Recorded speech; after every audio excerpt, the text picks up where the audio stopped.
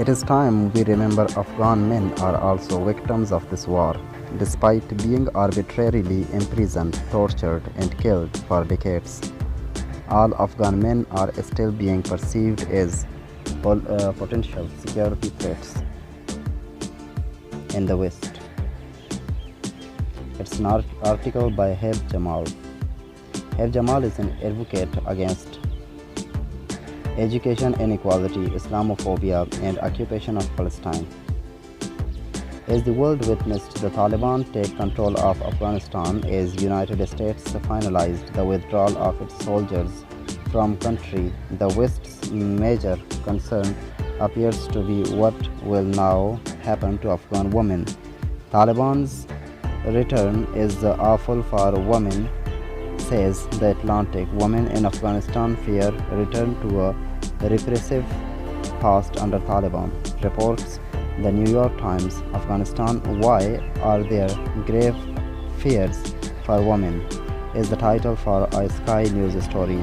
These news reports aim not only create the assumption that the West truly cares about Afghan women's rights, but also implies women's rights were in fact protected under the American occupation of Afghanistan.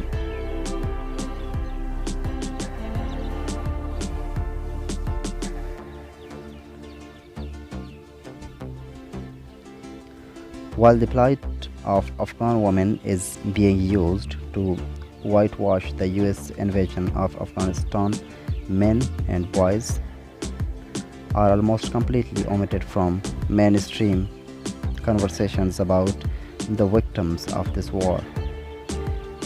And instead, there is a conscious erasure of their humanity.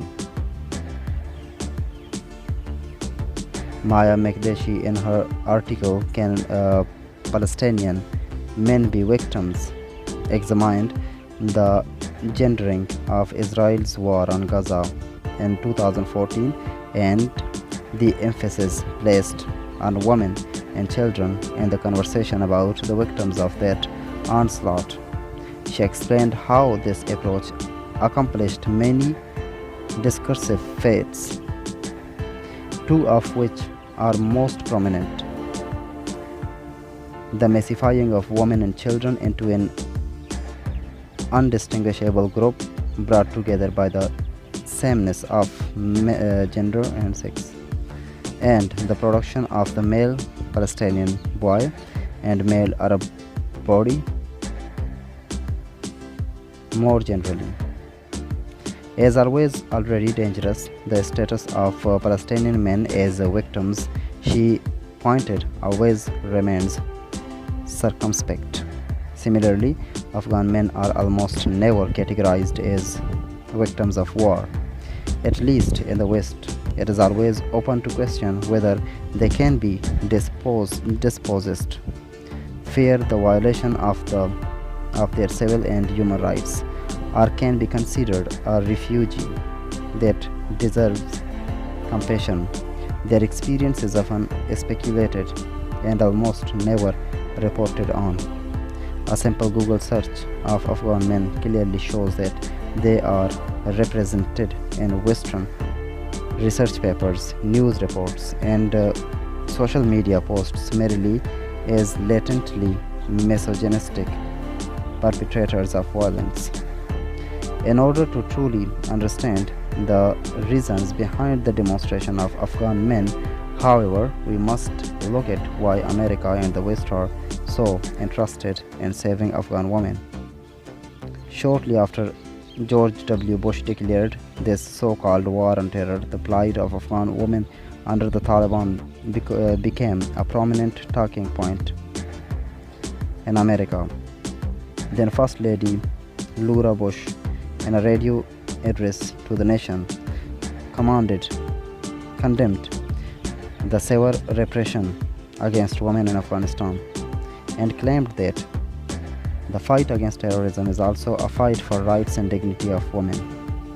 Time magazine even released a report on operation of women in Afghanistan titled Lifting the Veil. At the UN's International Women's Day celebration on March 8, 2002, Laura Bush gave another well publicized speech in which she argued that the war in Afghanistan is helping Afghan women return to lives they once knew. The US administration used feminist language when talking about Afghanistan, not because it really cared about Afghan women, but because it believed such an approach could help it garner widespread support for its invasion. The media played an important role in gendering the US war in Afghanistan.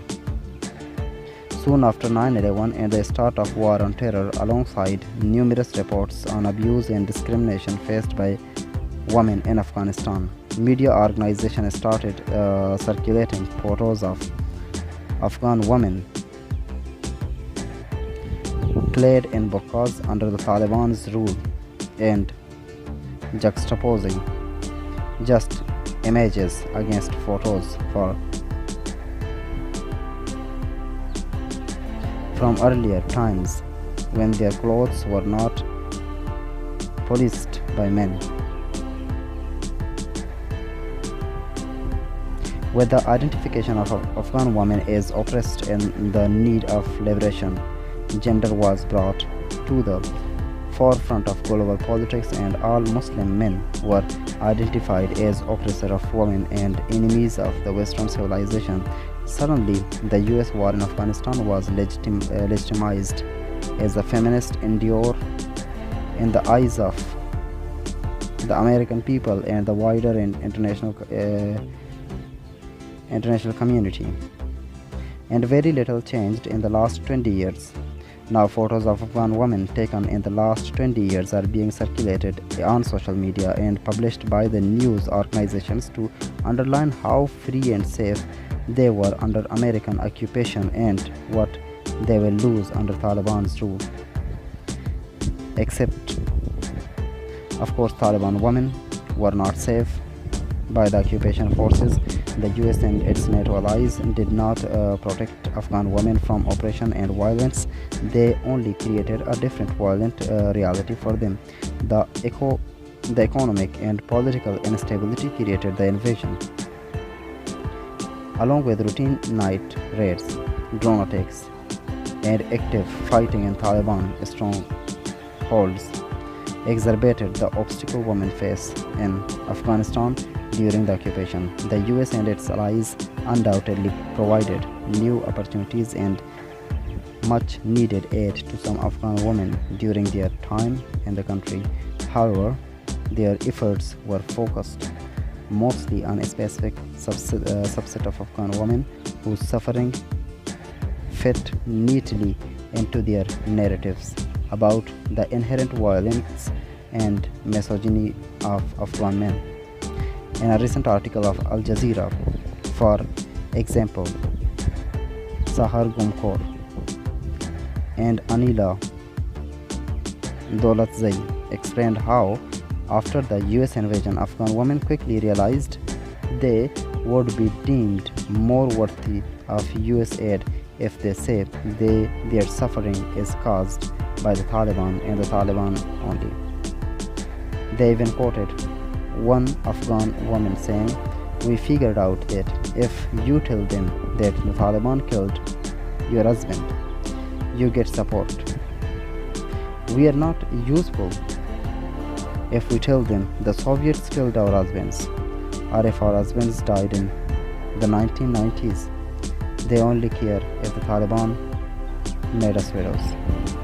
Indeed, the US did not care for the complexities and different realities Afghan women faced due to 4 decades of war that ravaged their countries. They were only interested in the experiences of Afghan women that fit into their narratives and helped justify their feminist invasion. And Afghan men, however much they have suffered at the hands of Taliban, let alone anyone else, have altogether been ignored by the US. In the eyes of the West, Afghan men were never victims. They were the perpetrators of 9/11, the fighters of Al Qaeda, the members of the Taliban, and oppressive figures that can only rain terror on their society. This belief that every single Afghan man is a threat and devastating consequences. Most American soldiers deployed to Afghanistan, just like their political leaders and journals, did not make any attempt to differentiate male Afghan civilians from Afghan Taliban fighters. As a result, they routinely turned their weapons on innocent Muslim male bodies. The Americans routinely tortured, unlawfully imprisoned, and killed male Afghan civilians. Many Afghan men, for example, were imprisoned and tortured in black sites in Bagram Air Base complex situated north of Kabul with no formal charges. Mullah Hibatullah and taxi driver Dilawar were only two of these blameless victims.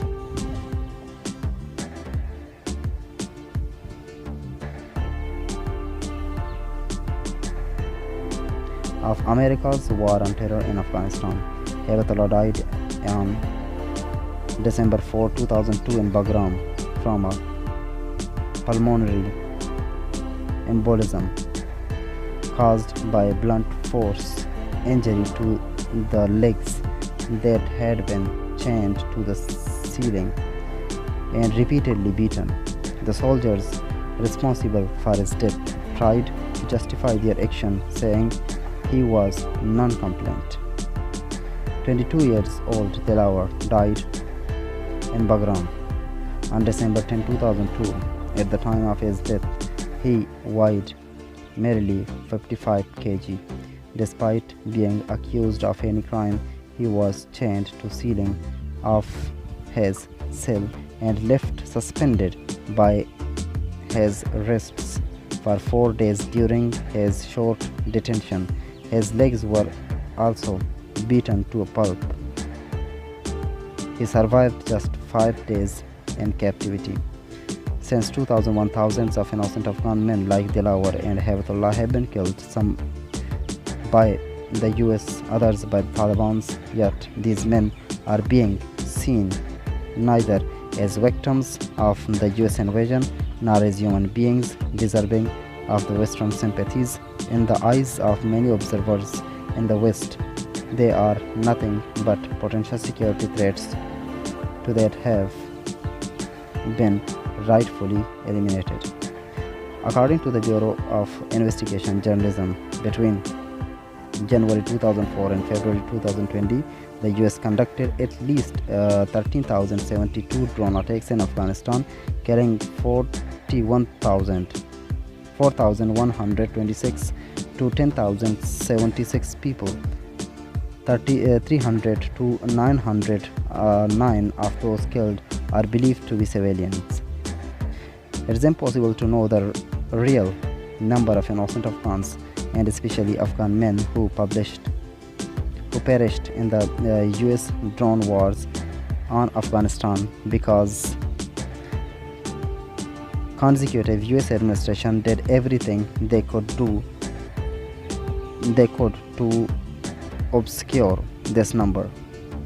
As the New York Times explained in 2012, for example, the Obama administration counted all military-age males killed in a strike zone as combatant unless there is explicit intelligence posthumously proving them innocent. Counterterrorism official, the Times article went on to say, insist this approach is one of the simple logic. People in an area of known terrorist activity are found with top Al-Qaeda operative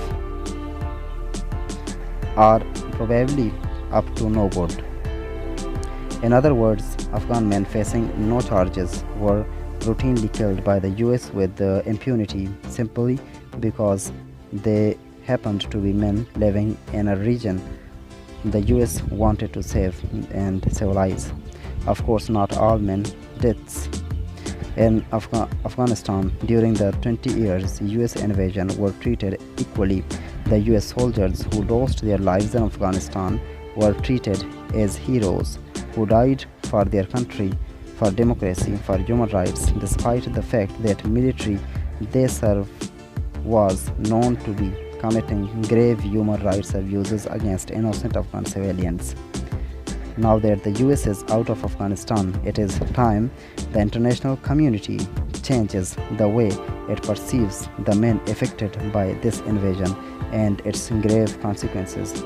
Just like Afghan women and children, Afghan men also endured decades of relentless wars, oppressive regime, and indiscriminate drone attacks. We cannot continue to view them all as inherent misogynist and security threats. They are human beings who serve our support and sympathy, who deserve our support and sympathy.